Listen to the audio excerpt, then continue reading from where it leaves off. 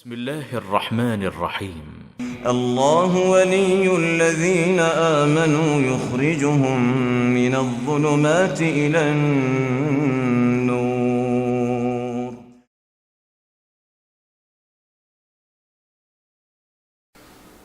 بسم اللہ الرحمن الرحیم نحمدہ ونصلی علی رسولہ الکریم اما بعد. معزز ناظرین کرام، آپ دیکھ رہے ہیں نور ٹی وی جدہ اور میں ہوں محمد عاقل.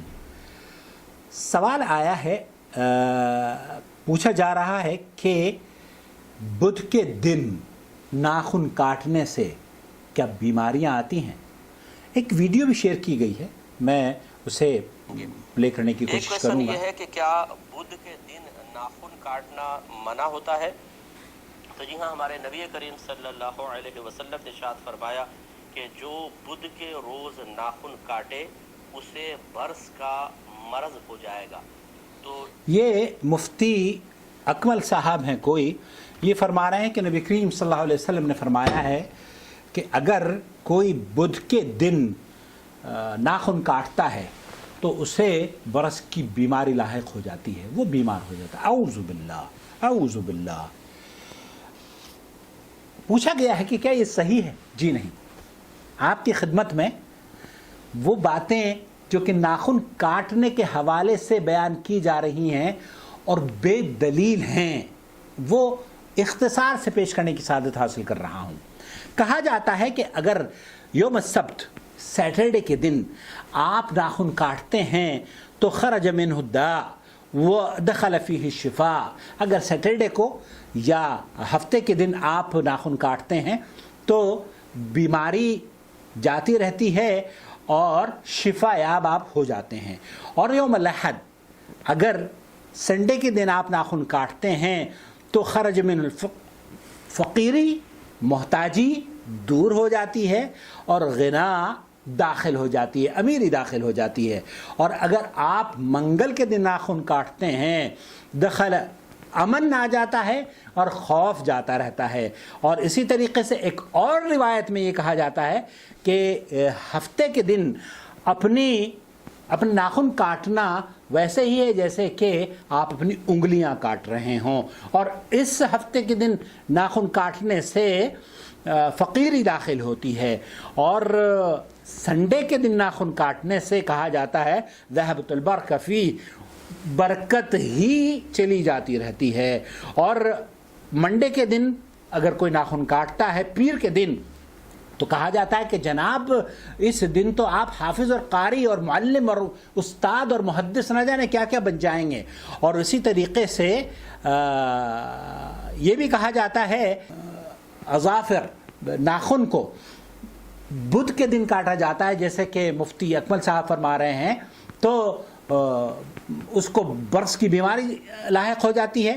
یہاں یہ کہا گیا ہے کہ اسے وہ بد اخلاق ہو جاتا ہے، برا اخلاق اختیار کرتا ہے اور وہ امن میں داخل نہیں ہوتا. ایک روایت میں کہا گیا ہے کہ جناب جمعے کو اگر کوئی ناخن کاٹتا ہے زاد عمرہ ہو تو اس کی عمر میں اضافہ ہو جاتا ہے اور شر سے اسے بچا لیا جاتا ہے. دوستوں، بھائیوں اور بہنوں، یہ جو بات مفتی صاحب نے کہی ہے یہ کسی بھی صحیح حدیث میں وارد نہیں ہے. محققین اور محدثین نے اس طرح کی روایات جو کہ نبی کریم صلی اللہ علیہ وسلم کے کسی عمل کی وجہ سے یہ فرمایا جائے کہ اگر ایسا کرو گے تو بیماری لاحق ہو جائے گی، اگر ایسا کرو گے تو فقر داخل ہو جائے گا، اگر ایسا کرو گے امن جاتا رہے گا، ایسا کرو گے تو آپ جمعے کے دن اگر ناخن کاٹو گے تو گویا کہ امن میں داخل ہو جاؤ گے اور جناب جمعے کے دن آپ کی عمر میں اضافہ ہو جائے گا. جمعرات کے دن اگر آپ ناخن کاٹو گے تو آپ نیکوں میں شمار کیے جاؤ گے. اس طرح کی جھوٹی روایت نبی کریم صلی اللہ علیہ وسلم کی طرف منسوب کر کے لوگوں کو بتائی جاتی ہے، اس کی کوئی حیثیت نہیں ہے. اللہ کے رسول صلی اللہ علیہ وسلم کی پر جھوٹ باندھنا، حضرت ابو ہریرہ رضی اللہ تعالیٰ عنہ فرماتے ہیں کہ نبی کریم صلی اللہ علیہ وسلم پر جھوٹ باندھنا یا جھوٹے کی نشانی یہ ہے کہ بلا تحقیق جو بھی اس کو بات ملتی ہے وہ دوسروں کے ساتھ شیئر کر لیتا ہے. تو یہ بھی جو اس طرح کے میسیجز لوگوں میں عام کر رہے ہیں کہ بدھ کو اگر ناخن کاٹو گے تو جناب آپ برس کی بیماری ہو جائے گی, آپ فلانی بیماری میں مبتلا ہو جاؤ گے, اللہ نہ کرے کہ آپ اس طرح کی کسی بھی بیماری میں مبتلا ہوں. اور بنب بتاؤ تو صحیح کہ یہ کہاں کا کون سا دھرم ہے کہ ناخن کاٹنے سے جناب بیماریوں میں آپ ملوث ہو رہے ہیں. پوری دنیا کسی بھی دن, مسلمانوں کے لیے ہو یا غیر مسلمانوں کے لیے ہو, کافر ہو یا مسلمان ہو, کبھی بھی ناخن کاٹ سکتا ہے, صبح شام 24 گھنٹے میں. کوئی کہتا ہے رات کو نہ کاٹو, کوئی کہتا ہے اذان کے وقت نہ کاٹو, کوئی کہتا ہے جناب عورت اگر حاملہ ہے تو اسے فلاں وقت نہیں کاٹنا چاہیے.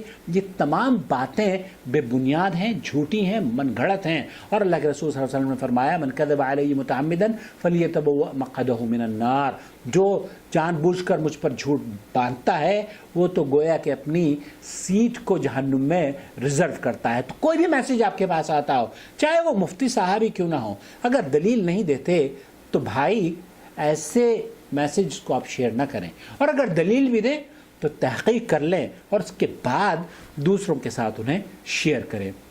اپنا خیال رکھیں, دعاؤں میں یاد رکھیں, اور ناخن کاٹیں, بال کاٹیں, جب بھی آپ کو موقع ملے آپ صاف ستھرے رہیں, یہ مطلوب ہے. والسلام علیکم ورحمۃ اللہ وبرکاتہ. الله ولي الذين آمنوا يخرجهم من الظلمات إلى النور والذين كفروا أولياؤهم الطاغوت يخرجونهم من النور إلى الظلمات أولئك أصحاب النار هم فيها خالدون.